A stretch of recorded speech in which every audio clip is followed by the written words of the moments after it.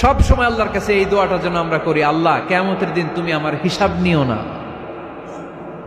আল্লাহ তুমি আমার বিচার বসিও না, আল্লাহ তুমি দয়া করে আমারে মাফ করে দিও। আল্লাহ যার বিচার করবেন ও জাহান্নামে যাবে, আর যার বিচার করবেন না সে জান্নাতে যাবে।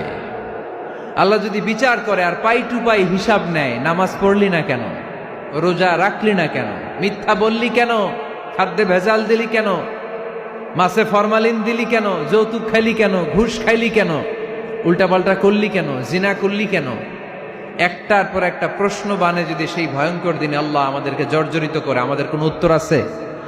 সেদিন আমাদের বাঁচার কোনো উপায় আছে? তাই আমরা সবাই আল্লাহর কাছে দোয়া করব, আল্লাহ কোনো বিচার টিচার মানি না, কোনো বিচার করতে পারবো না, দয়া করবা। কথা কয় না? কি করবে?